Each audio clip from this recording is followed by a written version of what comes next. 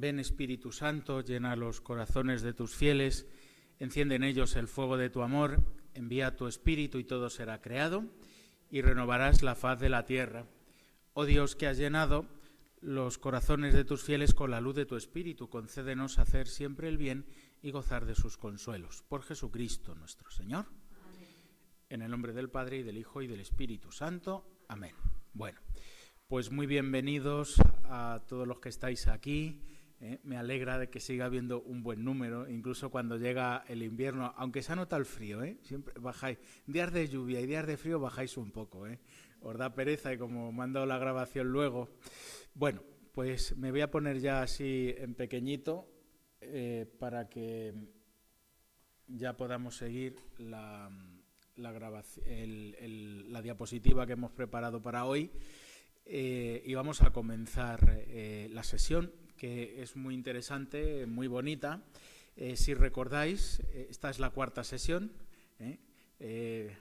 Por cierto, esto me recuerda que todavía no he cumplido con mi deber de ir colgando todos los vídeos, ¿no? Perdonadme, pero es que no os he olvidado, os prometo que no os he olvidado, pero estoy teniendo verdaderos problemas de agenda y peticiones. Yo espero que ya para la próxima, antes de que termine el trimestre, estén las 4 sesiones con sus PowerPoint correspondientes y demás. La primera se grabó sin audio, entonces tengo que volverla a grabar con el audio. Tengo esperanza de poder hacerlo mañana mismo, por la mañana. Bien, pues como decía, la primera sesión fue la introducción general al Evangelio. La segunda sesión fue el capítulo primero, capítulo segundo, y por lo tanto la sesión de hoy, la veis ahí, la vamos a señalar, lo que corresponde al 27 de noviembre, es prácticamente el capítulo 3, pero cogemos un poquito más, ¿no? Es el ministerio de Juan, pero también el inicio del ministerio de Jesús. ¿Recordáis ese paralelismo que es tan propio de San Lucas, ¿no? Se anuncia el nacimiento de Juan el Bautista, se anuncia el nacimiento de Jesús. Nace Juan el Bautista, nace Jesús. Incluso podríamos decir que también se habla un poquito, ¿no?, de cómo Juan el Bautista crecía en sabiduría, igual que Jesús, ¿no? Recordáis que era el último versículo, ¿no?, el versículo 52 del capítulo 2. Jesús crecía en sabiduría, en edad y en gracia. Y ya comenzaríamos el capítulo 3, lo mismo, ¿no?, como el ministerio de Juan es también la inauguración del ministerio de Jesús. ¿Por qué? Pues porque el oficio de Juan, como hemos visto, es el de ser precursor del Señor. Vamos a ver, por lo tanto, todo el capítulo 3 y también los primeros versículos del capítulo 4, porque ciertamente forman una unidad, ¿no? El bautismo y las tentaciones, tanto en el Evangelio de San Lucas como en los otros 2 evangelios sinópticos, forman una unidad. Normalmente, tanto en Marcos como en Lucas, son 2 misterios que van juntos, ¿no? Según sale del río Jordán y se bautiza, se va al desierto. En Lucas también es así, lo único que se interpone la genealogía de Jesús, que es presentado como un nuevo Adán, ¿no? El punto 3 que veis ahí, creo que el puntero está. Es que hoy no me funciona el monitor que me hace de chivato y se ve lo mismo que veis vosotros ahí. Hoy no me lo han conectado. Entonces voy un poco a ciegas. Entonces, los puntos del día de hoy. Predicación de Juan el Bautista como preparación del bautismo de Jesús, que es también la inauguración del misterio de Jesús. Esa genealogía de Jesús, que lo presenta como nuevo Adán.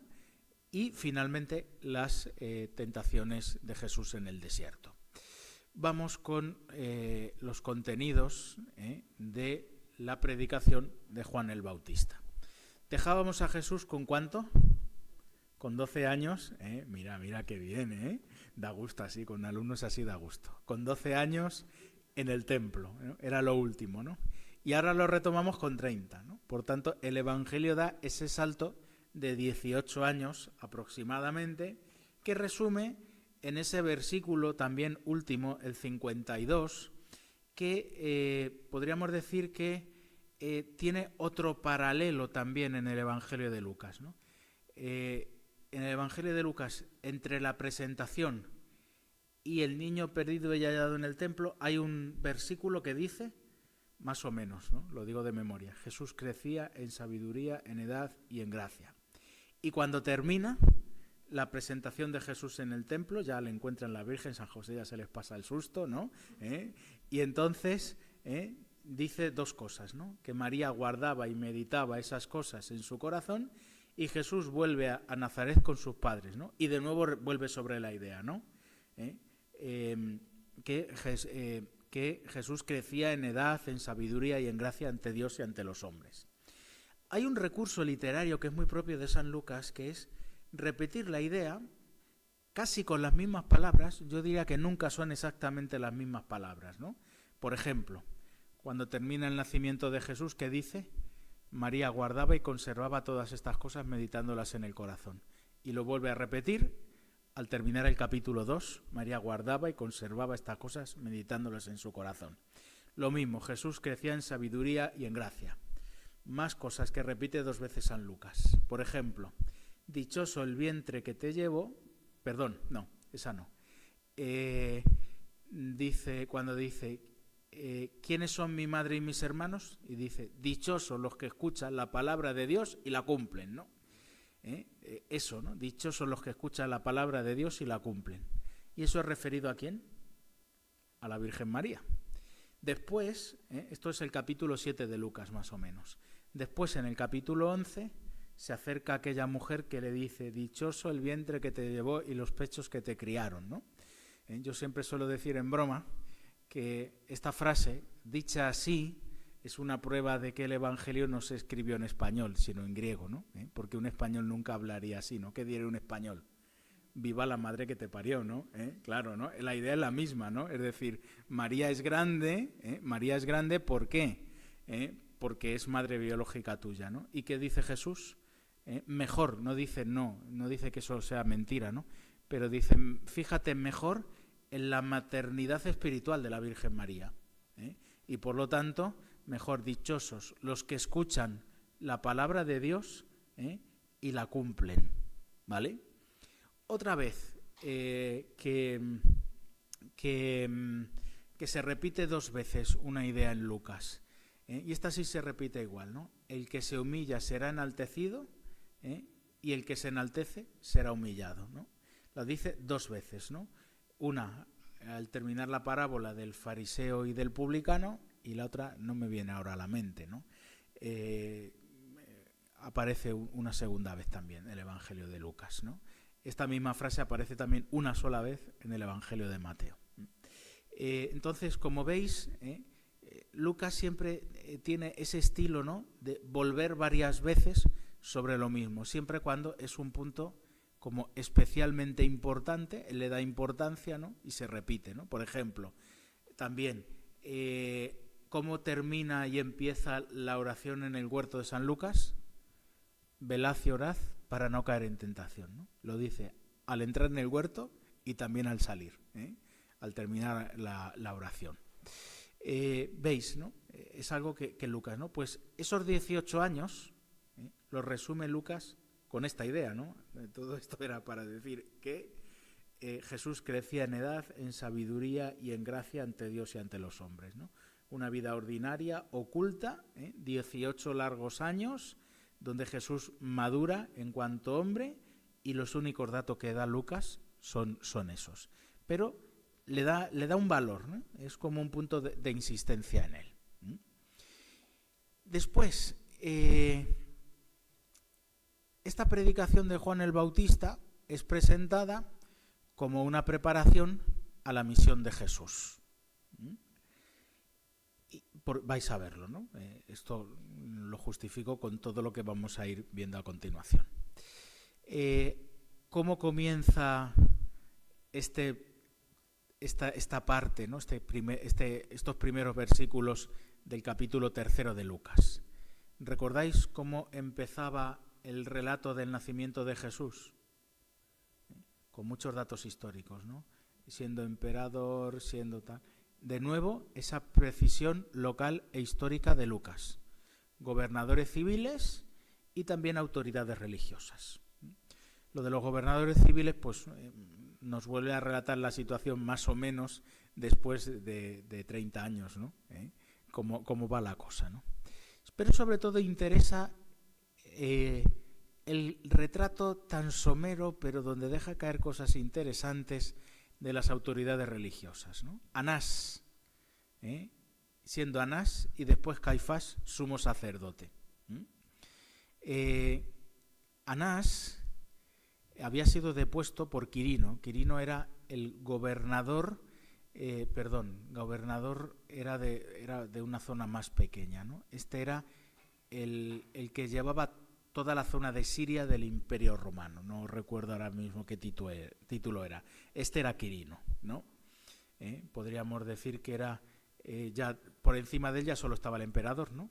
Porque eran los gobernadores, podríamos decir, de las regiones grandes, ¿no? Pues Quirino había decidido deponer a Anás. Pero Anás era un tipo muy influyente, ¿no? Y entonces dice, yo me voy, vale, pero coloco a mi yerno, que prácticamente era una marioneta en sus manos, ¿no? Si os dais cuenta en la Pasión, se nota perfectamente esto. Habéis levantado la mano alguno, no sé si queréis decir algo. Espera, vamos a ver.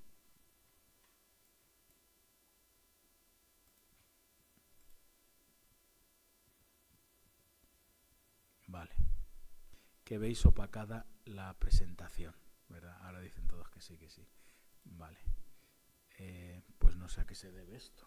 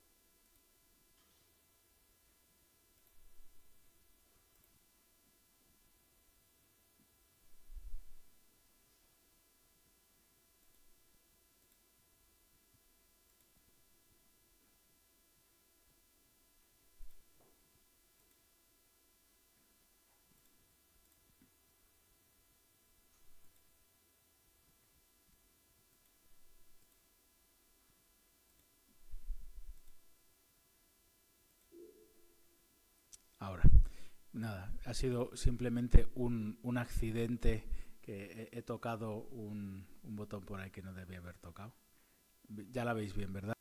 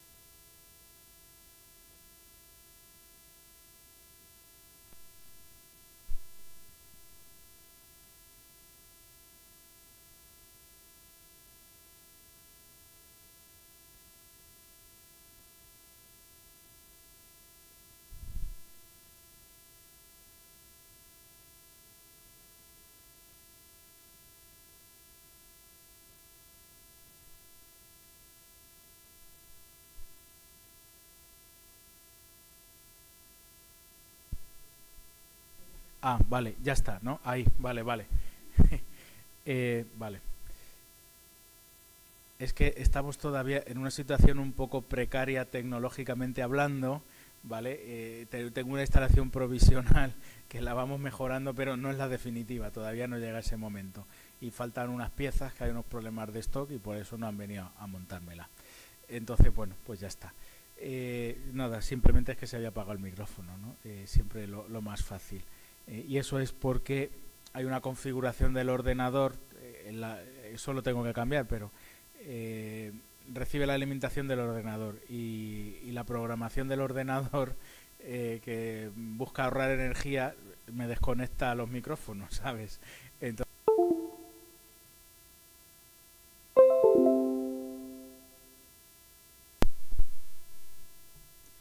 justo ha vuelto a ocurrir.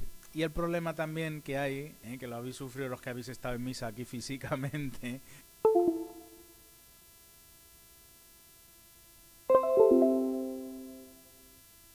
es eso, es la configuración de energía del ordenador que me cierra los micrófonos.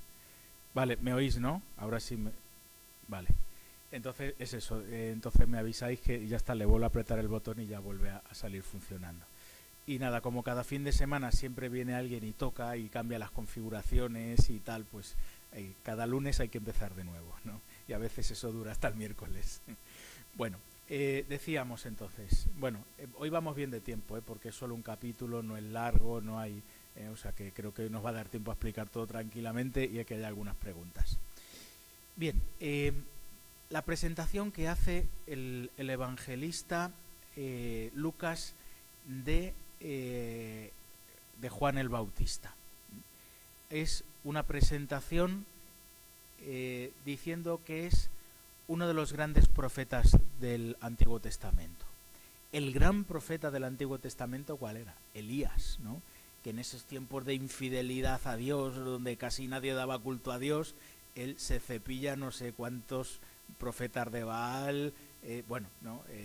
Tenía como esos grandísimos signos que le acreditaban como alguien con un gran poder delante de Dios.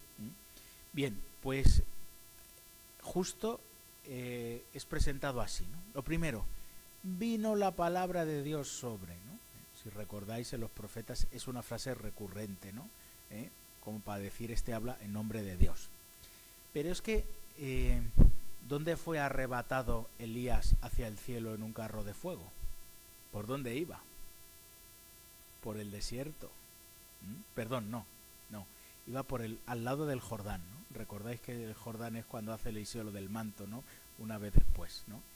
Y lo mismo, ¿no? ¿Dónde estuvo Elías 40 días y 40 noches caminando por el desierto con la fuerza de aquel pan, ¿no? ¿Veis, no? Es decir, que son los lugares también propios del profeta Elías. Entonces, grandes signos, palabra de Dios sobre él. Juan el Bautista viene como a restaurar aquel pueblo que iba fatal, y esa fue la gran obra de Elías. Se vuelve a repetir esto. Y al mismo tiempo se va a cumplir la palabra profética del Benedictus, que va a anunciar. Recordáis que Juan Félix nos decía, ¿no? El sol que nace de lo alto, ¿en referencia a quién?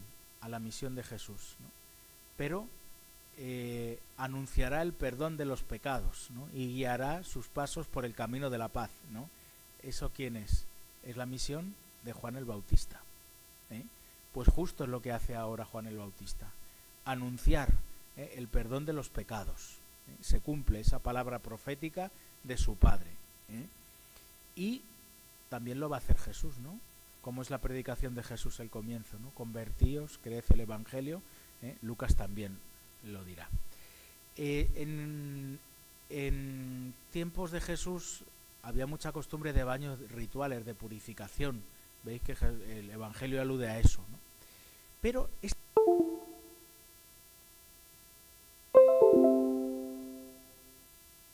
ya lo noto cuando me lo corta el ordenador. Este es el único baño de purificación que tiene que ver con qué, que tiene que ver con el perdón de los pecados, ¿no? Porque una cosa era quedar impuro, ¿no? Si uno tocaba a un muerto no pecaba, pero quedaba impuro. Si uno tocaba a un enfermo no pecaba, pero quedaba impuro. Y para eso eran los baños rituales. Ahora se va a conectar el baño con el perdón de los pecados, ¿no? Como haciéndonos entender que se trata de qué. Se trata de que el pecado es una impureza del corazón. Bien, ¿cómo es esa predicación de Juan el Bautista? Recordáis esa frase, ¿no? Preparad los caminos de Dios, allanad sus sendas. La vamos a ver en los domingos 2 y 3 de Adviento de este año.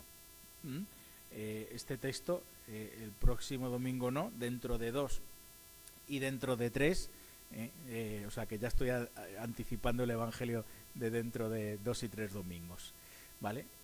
Todos los evangelistas, los 4, ponen en boca de Juan el Bautista esta palabra. Pero es verdad que Lucas lo va a ejemplificar algo mejor, ¿no? Eso de allanad el camino, ¿no? Es decir, levantad los valles, ¿no? Y lo mismo, bajad las cumbres, va a aparecer. Lo he puesto en la diapositiva, en el Benedictus no, en el Magnificat, ¿no? Derriba del trono a los poderosos y enaltece a los humildes. Y también se alude en el Benedictus a la presencia en el desierto. Incluso también se habla, ¿no?, de ese nuevo éxodo, ¿no?, de guiar los pasos por el camino de la paz. En Lucas, al contrario que en el resto de los evangelios, esta cita de Isaías 40 es más larga y alude a más cosas, ¿no? A un plan de salvación de Dios en Jesús, ¿no? Anunciará la salvación y el perdón de los pecados. También hablará de la universalidad de la salvación, ¿no?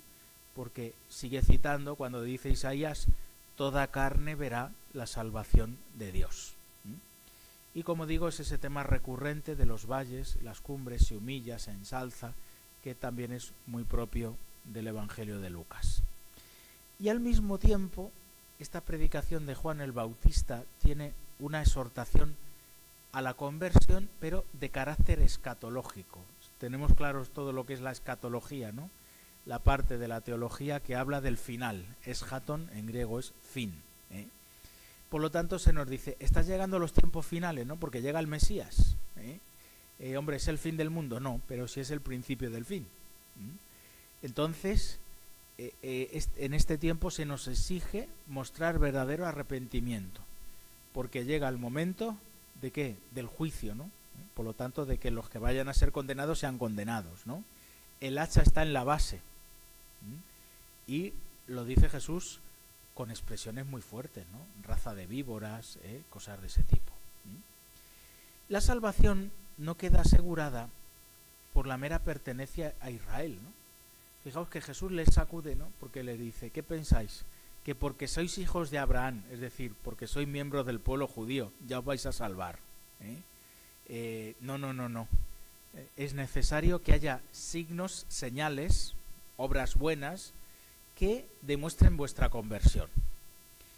Y enumera algunas obras buenas, ¿no? Es como la típica cosa que todo el mundo sabe que se hace mal, ¿no? Si en tiempos de Jesús todo el mundo sabía que todos los cobradores de impuestos cobraban de más, ¿no? Pues la honradez en eso, ¿no? Que los soldados solían extorsionar, ¿no? Abusaban de la fuerza, ¿no? Si fuera hoy, pues decía que los funcionarios trabajen según lo que les pagan, ¿no? Pues la típica corrupción, ¿no? Serían ejemplos, ¿no?, de hoy, ¿no? Es decir, esas cosas que todo el mundo sabe que se hacen mal pero que nadie las cambia, pues eso es la conversión, ¿no? Eso es lo que dice Juan, que hay que convertir, ¿no? Y añade una cosa, ¿no?, que no corresponde a este patrón, ¿no? Por eso lo he puesto en un punto diverso. Dar incluso de lo necesario, ¿no? Recordáis, ¿no? Jesús cuando les hace el equipaje a los apóstoles, cuando les va a enviar, ¿no? No llevéis nada más que esto. Le hace una lista de lo imprescindible, ¿no? Pues aquí había lo imprescindible, pero un poco más, ¿no? El quita y pon, ¿no? El que tenga 2 túnicas, que regale la segunda, ¿no? ¿Veis? Eso es un poco la idea.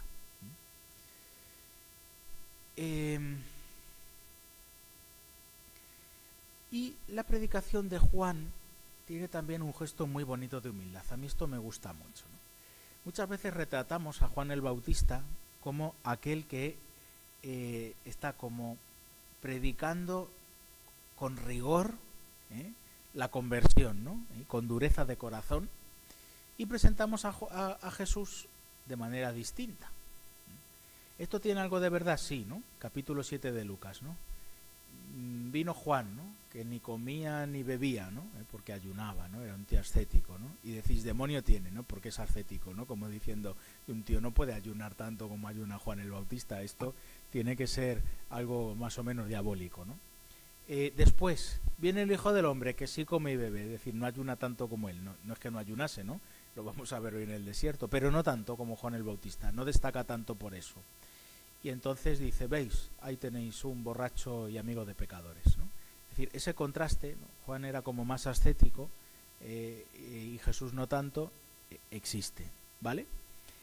Pero no podemos acentuar hasta tal punto de pensar que Juan el Bautista era así como una especie de gruñón, ¿no? Yo recuerdo en cierta parroquia, que no voy a decir el sitio, aunque creo que hay alguno de allí oyéndolo, ¿no?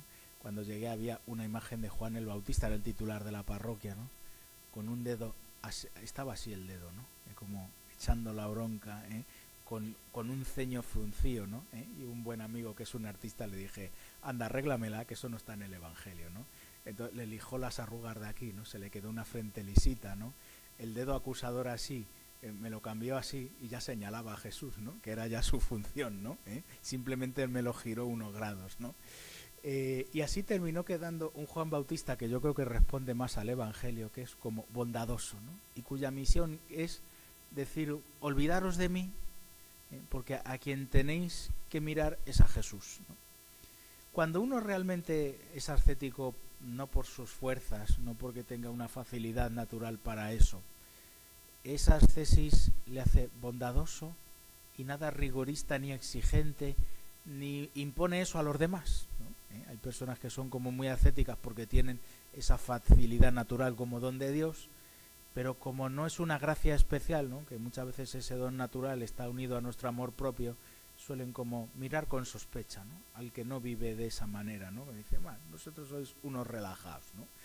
Esto es algo típico en la vida, ¿no? Supongo que todos hemos tenido alguna experiencia de eso, ¿no? Sin embargo, cuando los rigorismos, cuando el rigorismo nunca es de Dios, ¿no? Cuando esas austeridades penitenciales son de Dios, suele convertir a la persona en una persona bondadosa, que acoge al pecador, que le lleva a la conversión, ¿no? Si Juan el Bautista fuese así, un gruñón que va diciendo, conviértete, ¿vosotros creéis que estaría rodeado de pecadores o hubiera espantado a los pecadores? ¿Verdad? Bueno, pues por eso, ¿no? Juan el Bautista destaca sobre todo porque por su humildad y por su capacidad de acoger al pecador llevándolo a la conversión. Y es verdad que su austeridad nos habla de lo que sobra en nuestra vida, de aquellas cosas a las que estamos apegados, pero no es algo que sea imprescindible, no es parte de la conversión, no la impone, ¿no? Porque deja en Jesús, que no era de esta manera. Y esa humildad de Juan el Bautista lleva a dejar muy clarito que no se tienen que fijar en él, sino en Jesús. Es su gran preocupación, ¿no? Por eso dice, yo tengo un bautismo ¿de qué? De agua. Pero viene otro que tiene el qué. ¿Por qué vais a distinguir que viene Jesús? Porque su bautismo es de Espíritu Santo y fuego. Vais a reconocer a Jesús como Mesías. ¿Por qué? Porque está el Espíritu Santo en él. Es algo muy propio de Lucas esto, ¿no? ¿Cómo hemos titulado el curso? No os acordáis, es solo el título, a veces yo soy un profesor un poco malo, ¿no? Y a veces pregunto el título del libro, ¿no? Y hay alumnos que ni siquiera lo han leído el título, ¿no? Han ido a otras cosas, ¿no? Pero no al título, ¿no? Bueno, pues Jesús, lo tenéis en la diapositiva, el ungido de Dios, ¿no? El que está lleno del Espíritu Santo. ¿Por qué bautiza con fuego? porque tiene el Espíritu Santo. ¿Cómo nos presenta a Jesús cuando entra en el seno de María? Por obra y gracia del Espíritu Santo. En el capítulo 4 lo veremos el próximo día. ¿Cómo se presenta Jesús? Hay una nueva presentación de Jesús cuando empieza a predicar. ¿Y qué dice? El Espíritu del Señor está sobre mí, porque Él me ha ungido, ¿no? San Lucas nos está presentando a Jesús como aquel que está ungido, es decir, como aquel que está lleno del Espíritu Santo, ¿no? Y por eso lo da. ¿Veis, no? ¿En qué se nota que el bautismo de Jesús es el de verdad? Porque es un bautismo de fuego, es decir, de Espíritu Santo. Y luego, ¿qué dice Juan de sí mismo? No soy digno de desatar la correa de la sandalia. ¿Sabéis lo que significa eso? ¿Cómo se casaban los judíos? Tenían los desposorios, ¿no? La Virgen María estaba desposada con José, que era algo así como el sí quiero, ¿no? Y cuando terminaba esa ceremonia, ¿qué hacían los novios? ¿Qué hacían los novios? ¿Qué hacían? ¿A qué casa? Cada uno a la suya. ¿Qué significa eso de cada uno a la suya? Claro, ¿no? Claro, seguís el Evangelio, ¿no? Efectivamente, ¿no? Ya había adulterio. Si el marido o la mujer estaban con otro o con otra, ya eran adúlteros, porque estaban casados. Pero es verdad que volvían cada uno a casa de su padre y de su madre. Hasta un segundo momento, que es lo que cuenta, por ejemplo, la parábola de Mateo de las vírgenes necias. Un día al anochecer, la novia iba en busca del novio, la acompañaban las amigas y los amigos, al novio y a la novia, y entonces que se juntaban al anochecer. Claro, no había alumbrado público, por eso tiene sentido lo de llevar el aceite, porque si no te pierdes la fiesta. Se juntaban, festejaban, y después el novio introducía en brazos a la esposa en su casa, ¿no? Y ahí inauguraban ya la vida conyugal, ¿no? Claro, si tú tienes a tu mujer en brazos, ¿puedes quitarte la sandalia y entrar en casa? No, ¿verdad? Entonces había uno que tenía que hacer esa función de desatarle la sandalia, ¿no? ¿Y quién era? El mejor amigo, el mejor amigo, ¿vale? Entonces, yo no soy digno de desatarle la sandalia, es como decir, él es el número 1, pero yo ni siquiera soy el número 2, claro, ¿no? A veces es eso, ¿no? Yo no soy el Papa, ¿no? Pero es amigo mío el Papa, ¿no? Y ya me siento importante, ¿no? Me arrimo a una persona de poder para sentirme importante, ¿veis? La humildad de Juan el Bautista ese es el Mesías, y yo ni siquiera soy el número 2, ni siquiera me arrimo al 1 para tener, ¿no? Es ese gesto de humildad, que si os dais cuenta nos prepara a recibir, ¿no? Al Señor, ¿no? Si nos falta esa humildad no va a faltar esa conversión. Bien, después el texto habla, ¿no? ¿De qué? Hay una referencia a los datos del martirio de Juan el Bautista, de nuevo en similitud con Jesús, y ya Juan el Bautista desaparece en el Evangelio de Lucas, en este momento, ¿no? En Mateo, sin embargo, se va a narrar el bautismo, el encarcelamiento, ¿no? Pero aquí ya desaparece, ¿no? Está como cerrando el ciclo de Juan el Bautista, que ya cumplió su misión y se cierra, ¿no? Y se habla de qué, de cómo Juan el Bautista anuncia el qué, el Evangelio, ¿no? ¿Cómo comenzaba Lucas? Evangelio de Jesús, ¿no? Que es Euangelion, ¿no?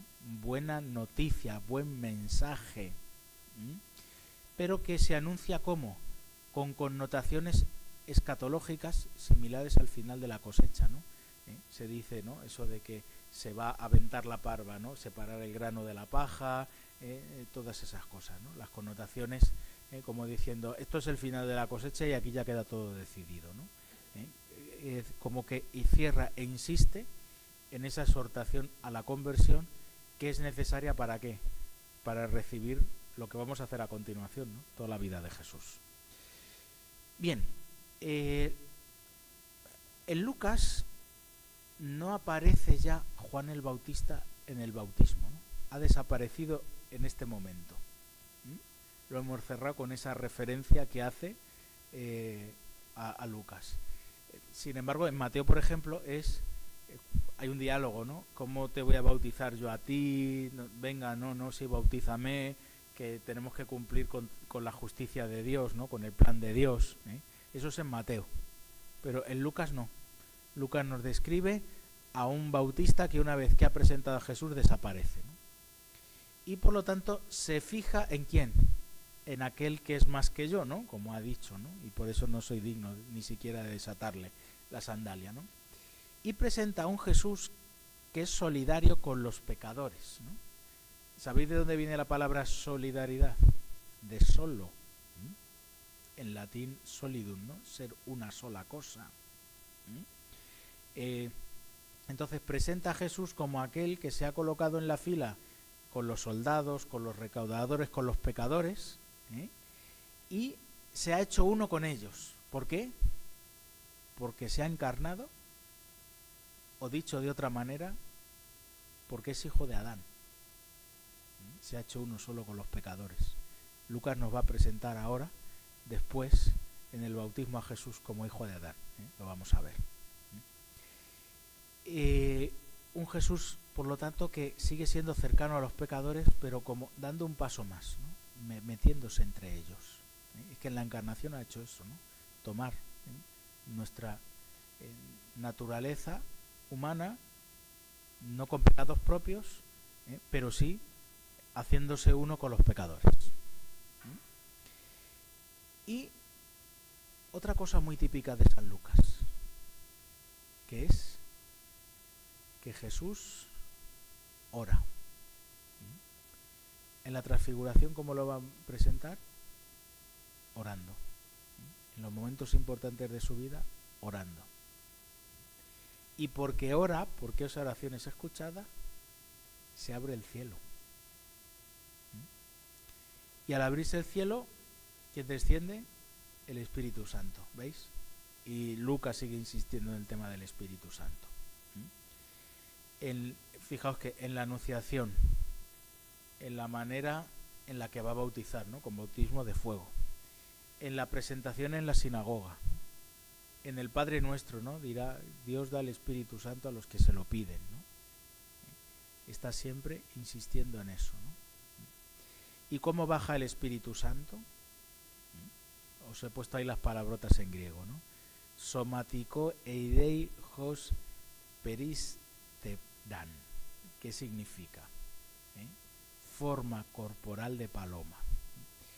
Es que en español no hay un adjetivo, ¿no? Como somatiko, que indique la forma corporal, ¿no? Es decir, podríamos decir, la traducción literal es informado de paloma, ¿no? Podríamos decir, ¿no? En ese sentido, ¿no? De que habiendo tomado una forma de paloma. ¿Por qué insisto en esto? Bueno, pues por una vivencia personal mía que os voy a compartir, ¿no? Recuerdo una reunión de sacerdotes, uno dijo, vaya leccionarios malos que han hecho, ¿no? Estos nuevos. Es decir, fíjate lo que dice, que el Espíritu Santo descendió en forma corporal de paloma, vaya manera de expresarse. Pues uno va al Evangelio en griego, ¿no? Y dice, está clavado, ¿no? Sonará raro, ¿no? Porque suena un poco raro, ¿no? Pero la traducción está clavada, es lo que dice literalmente en griego. Fijaos que lo que Lucas está retratando con ese bautismo de Jesús, ¿qué es? Está retratando una nueva creación. El Espíritu desciende aleteando sobre las aguas, ¿os suena eso? Al Génesis, ¿no? Claro, va a hacer algo nuevo. Hay una nueva creación. Entonces ese ser bautizado es como ser recreado. Y es algo muy bonito, ¿no? Porque nos ayuda a entender verdaderamente lo que es la teología del bautismo, ¿no? El bautismo, igual que toda la redención de Jesús, no es como una especie de apañito, ¿no? Como el que tiene un objeto estropeado, lo repara y vuelve a funcionar, pero ya no funciona igual que antes. No. La salvación de Jesús es eso, ¿no? Que me hace una criatura nueva. Y cuanto más me lo creo, cuanto más la acojo, más se cumple en mí que soy una criatura nueva. Y al mismo tiempo aparece la voz del cielo, que es evidentemente la voz del Padre, que dice aquello de, tú eres mi Hijo amado en quien me complazco. Y evidentemente esa voz, esas palabras, no es que de repente el padre le ve ahí en el bautizo, ¿no? Y dice, ¡ay, chiquitirrín mío!, ¿no? Lo primero que le sale así con una expresión de ternura. No es eso. Sino que es una expresión que tiene un eco veterotestamentario del Antiguo Testamento muy interesante. ¿Cuál es ese eco? Primero, el Salmo número 2. ¿Qué dice el Salmo número 2? Tú eres mi hijo, yo te he engendrado hoy, ¿no? E incluso, si sigues leyendo el Salmo 2, se habla de un hijo que es como preexistente, eterno, ¿no? Es decir, ese Salmo está hablando de la generación eterna del Verbo de Dios. Es decir, el Padre está reconociendo a su Verbo en ese hombre Cristo Jesús que recibe el bautismo, porque es su Verbo, su Hijo, su palabra, pero hecha carne. Génesis 22:2. Tú eres mi hijo amado. ¿Quién le dice a quién eso en el capítulo 22 del Génesis? Se lo dice Abraham a su hijo Isaac cuando va a ir al sacrificio. Varias veces, ¿no? Tú eres mi hijo amado. ¿Veis? Tiene una connotación de sacrificio. Y también Isaías 42:1. ¿Qué es? El cántico del siervo de Yahvé. El primero. ¿Sabéis que hay 4 cánticos del siervo de Yahvé? Si no recuerdo mal, 42, 43, 45 y 52, ¿no? En esos capítulos, más o menos. Hay desde el 40 hasta el 52, pilla unos versículos del capítulo 53, ahí están los 4 cánticos del siervo de Yahvé. ¿Quién era el siervo de Yahvé? Ese profeta misterioso, podría ser, algunos dicen que era el mismo Isaías, que anuncia al pueblo, el que anuncia, ¿qué anuncia? ¿Anuncia la pasión de Jesús? Sí, sí. Mirad, el siervo, para que os situéis, porque el Adviento empieza la semana que viene. Capítulos 1 a 39 de Isaías es un profeta que anuncia la conversión. El pueblo está en la tierra prometida y está pecando, ¿no? Y dice, como no dejéis de pecar, vais a ir al destierro. A partir del 40 hasta el 55 de Isaías es que ya están en el destierro.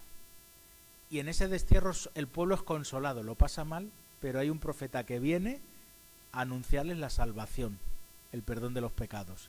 Isaías 40 no es lo que cita San Juan el Bautista, ¿no?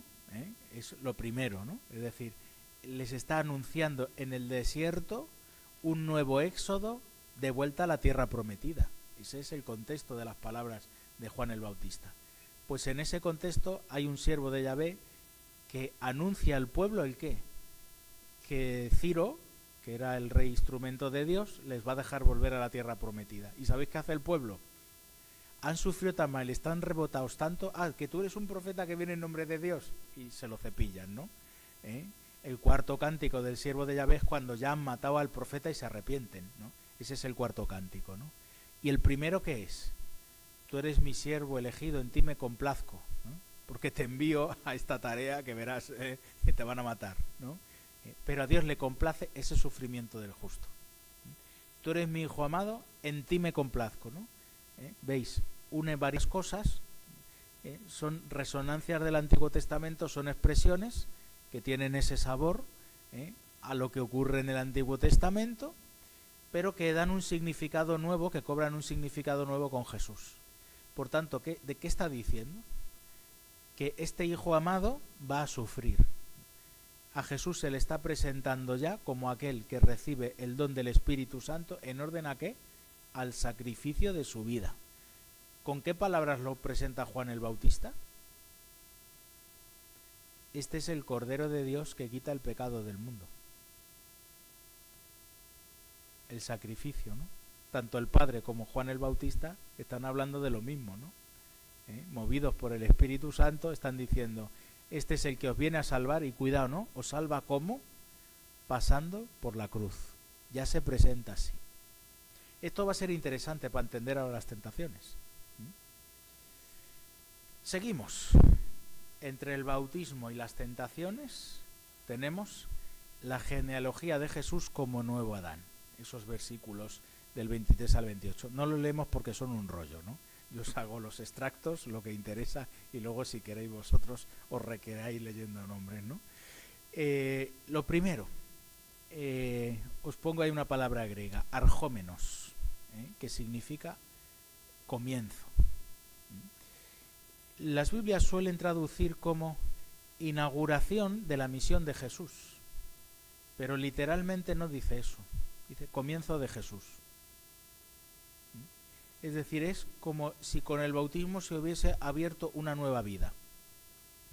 Y dice eso, ¿no? Que tenía 30 años, más o menos, ¿eh?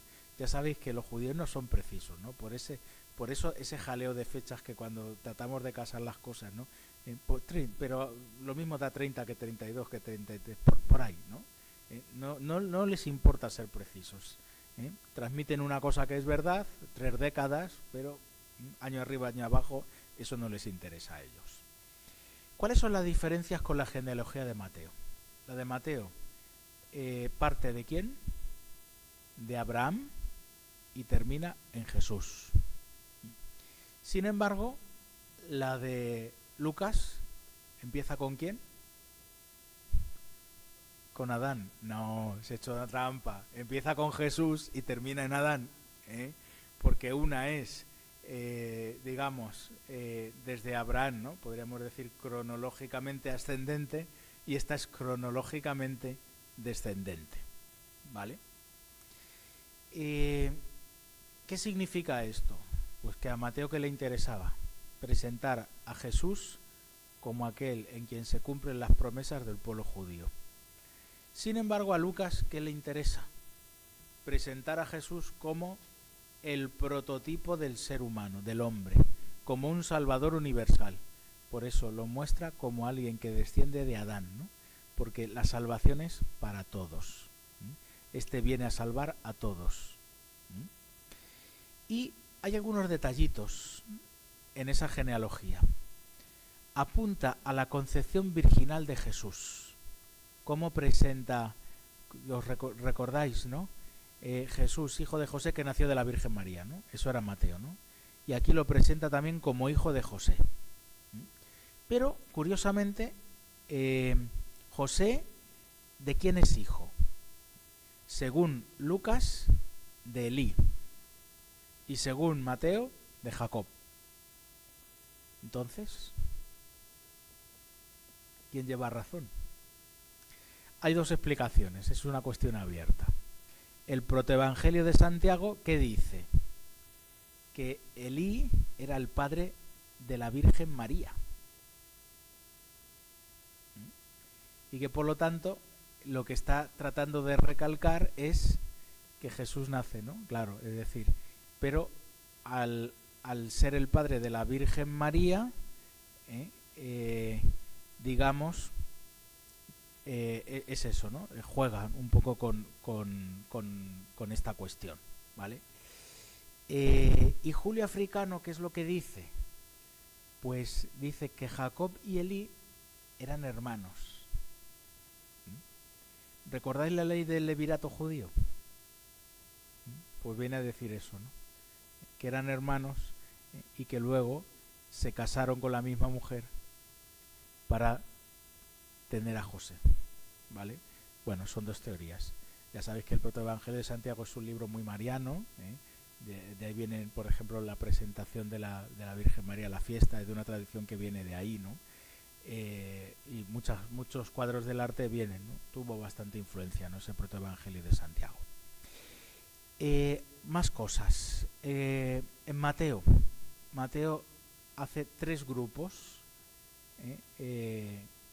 agrupa en torno a 3 grupos de 40 a los ancestros de Jesús, ¿no? De Abraham hasta David. De Abraham hasta Moisés. De Moisés hasta David, y de David a Jesús, ¿no? Y son siempre 40 y 40. El número 40 ya sabemos lo que significa, ¿verdad? Es como un tiempo de gracia. también algo como y sin embargo Lucas va a jugar con el 7. Además, el número 40, ya sabéis que los hebreos utilizaban las letras para significar los números, ¿no? Entonces David sumaba 40, las iniciales de David, ¿no? Es decir, viene a ser esto, ¿no? Toda la genealogía de Jesús, todo el recorrido histórico, ¿ocurre para qué? Ocurre para que podamos afirmar sin duda que Jesús es hijo de David, ¿no? Y se cumplen las promesas a David. Eso es lo que le interesa a Mateo. Lucas insiste en el 7, ¿no? Es decir, cómo toda la historia avanza desde el primer hombre a la plenitud del hombre, que es Cristo Jesús. Y luego, pues también ocurre otra cosa, ¿no? Según Lucas, la descendencia davídica depende de Natán, ¿no? Ya sabéis que el rey David tuvo el hijo Salomón, ¿no? Y según Mateo, Jesús era descendiente de Salomón, y sin embargo, San Lucas dice que no, que es de otro hijo de Salomón que se llamaba Natán, otro pequeñito. Bueno, son pequeños detalles. Lo que más interesa es esto, ¿no?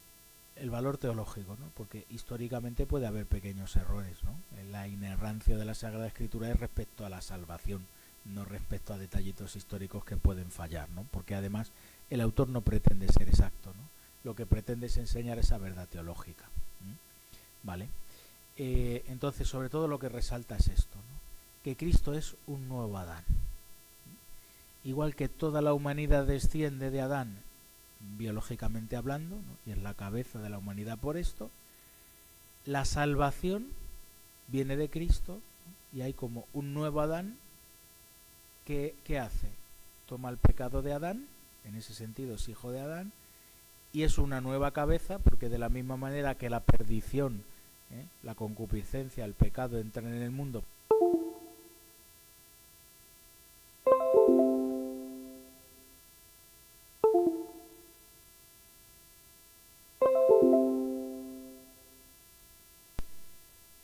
que cuando se pone así en modo ahorro de energías, ya sé que son 2 o 3 veces las que se apaga el micrófono. No os preocupéis que estoy atento. Entonces, es eso, ¿no? Hay una nueva capa.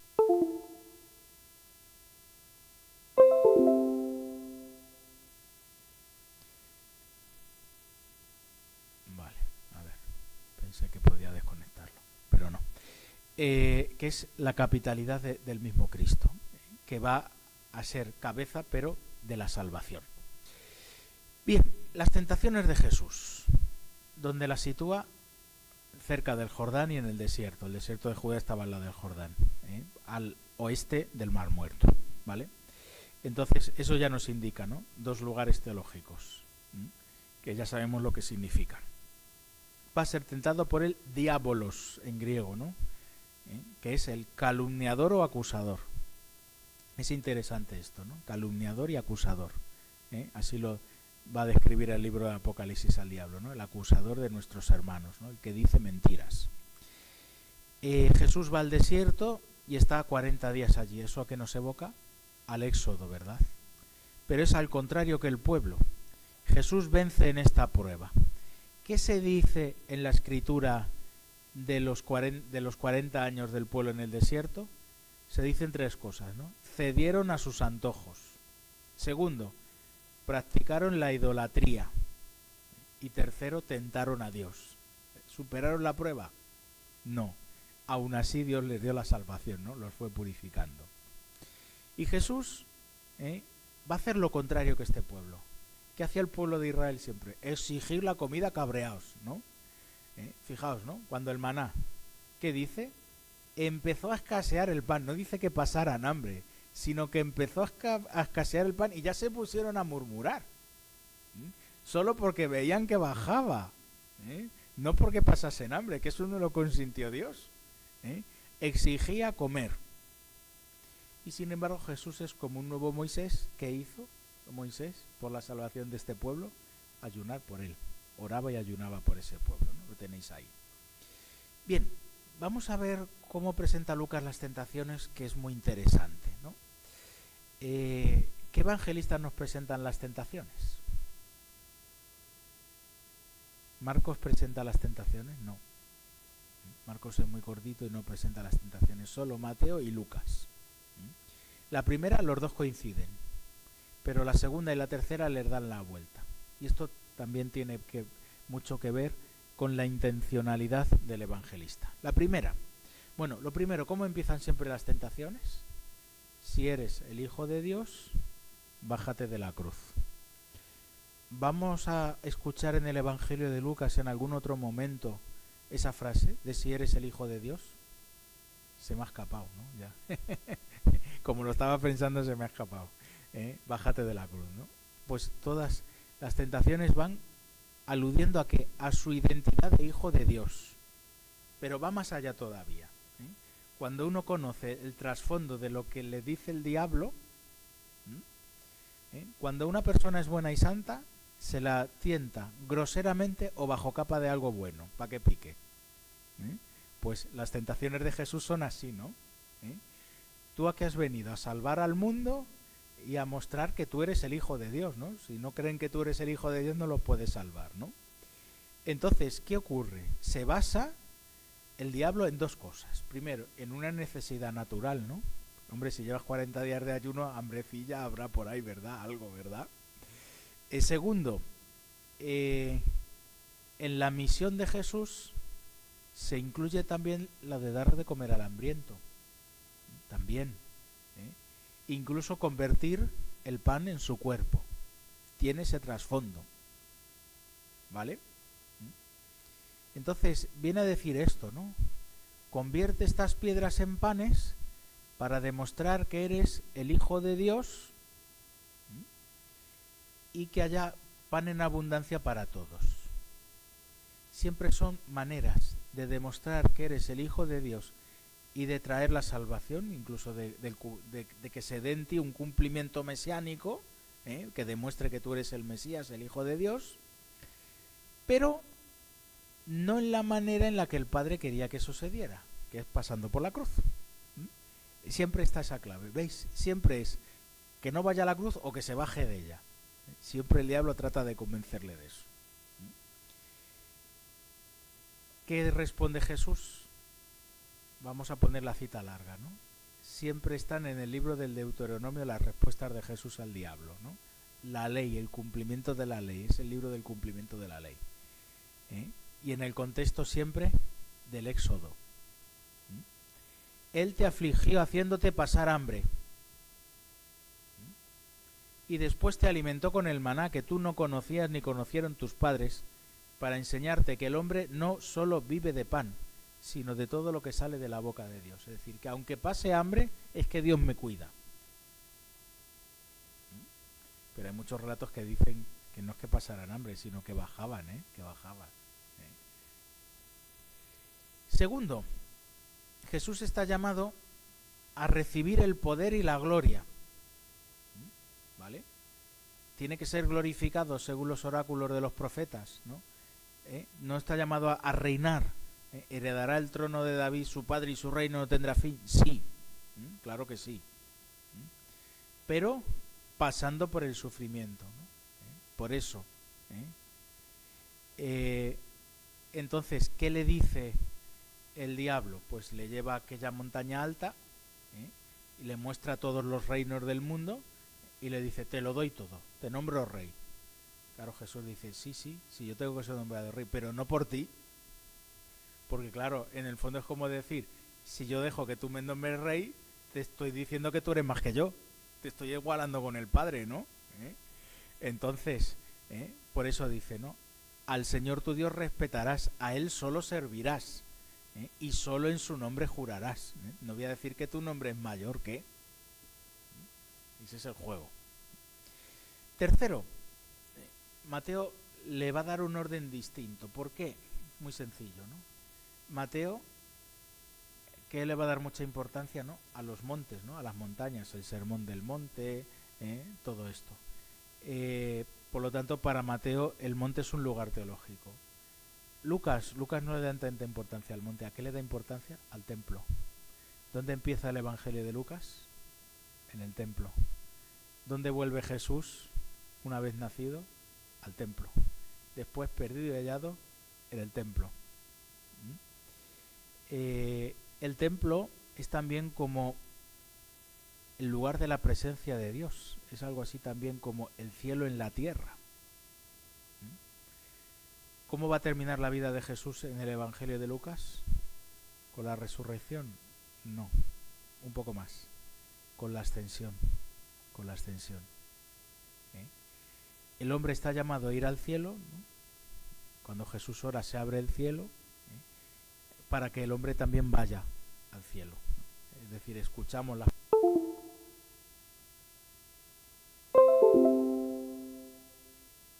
¿no? Hacia el cielo, ¿no? La palabra que baja me ayuda a mí a subir. Entonces, ¿qué es lo que hace ahora?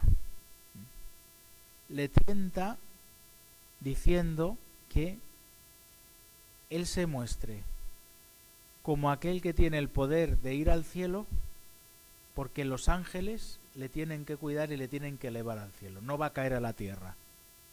No está diciendo suicídate tirándote del aire del templo, sino muestra que tú puedes ir al cielo. Y así te los llevas contigo al cielo porque van a reconocer, ¿no? Fijaos que además el diablo perfecciona la tentación, ¿no?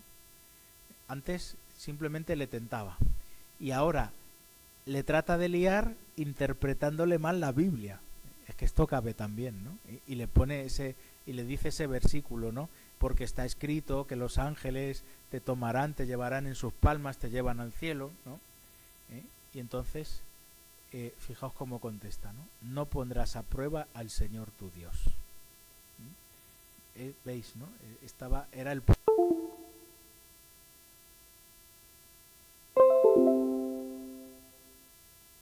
Lo que le contesta al diablo es esto, ¿no? Yo no voy a tentar a Dios. Lo mismo. ¿Voy a ir al cielo? Sí, pero ¿cómo? Pasando a través de la cruz y del sufrimiento. ¿Veis? En el fondo, esta manera de Jesús, ¿no?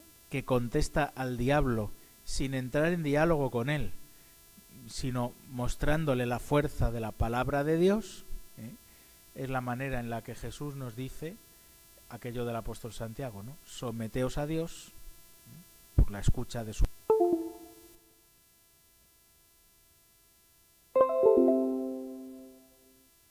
Coloco por debajo de ella, no cuando la interpreto yo así caprichosamente como a mí me dé la gana. Y entonces resisto al diablo, porque no puede contra mí, y huye de vosotros, ¿no? Dice el texto del Evangelio que se marchó, ¿no? Hasta otra ocasión, ¿no? Huye, efectivamente, ¿no? Cuando ve que la tentación que Dios permite que yo sufra de él le vale para lo contrario, huye por eso precisamente, ¿no? Porque sabe que no le está valiendo para lo que quiere, sino para lo contrario. Entonces vuelve, pero en otra ocasión, ¿no? En esta ha sido vencido, ¿no? Eso es lo que nos muestra Jesús en las tentaciones. Pensé yo que me iba a sobrar tiempo y me ha faltado, ¿no? Porque he consumido 6 minutos de más. Bueno, ¿alguna preguntita? Ahora sí que puedo abrir los micrófonos de los que estáis online. A ver, que voy a colocarme ya para que me veáis un poco mejor. Y voy a abriros también los micrófonos. A ver, ¿dónde está esto? Hasta para arriba. Activo los micrófonos. Vale. Bueno, pues creo que ya podemos oíros. Si queréis hablar, hablad ahora o callad para siempre. Este es el momento en el que todos los de la sala y también los que están online miran a la mesa así hacia abajo, ¿no? Bueno, ¿no hay preguntas? ¿Ninguna?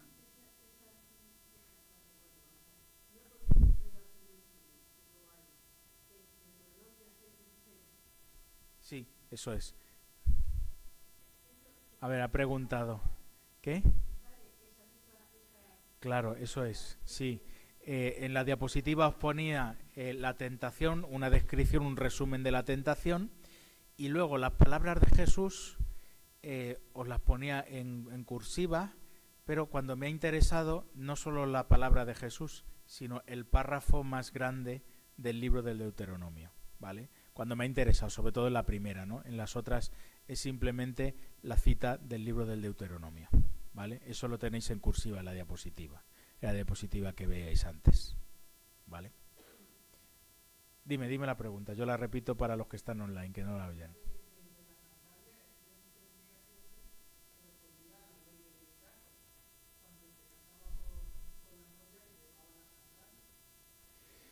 Yo es lo que a mí me habían explicado bíblicamente de siempre, no lo sé. Bueno, preguntaban que con la ley del levirato, ¿no? Él, como has dicho, que le quita la sandalia a quién y se la daba al nuevo.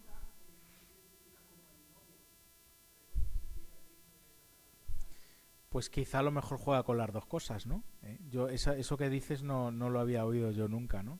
Pero está bien, ¿no? Dice que tu nombre es José, que la novia entregaba la sandalia del difunto al esposo nuevo, ¿no? Bien, bien. Pues eso no lo había oído. Lo trataré de comprobar, ¿vale? Cuando Juan el Bautista dice lo de la sandalia.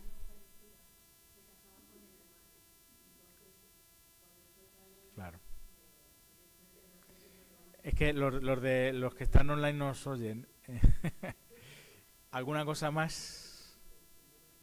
Nada, los online no quieren preguntar nada. Bueno, pues terminamos aquí. Gloria al Padre y al Hijo y al Espíritu Santo.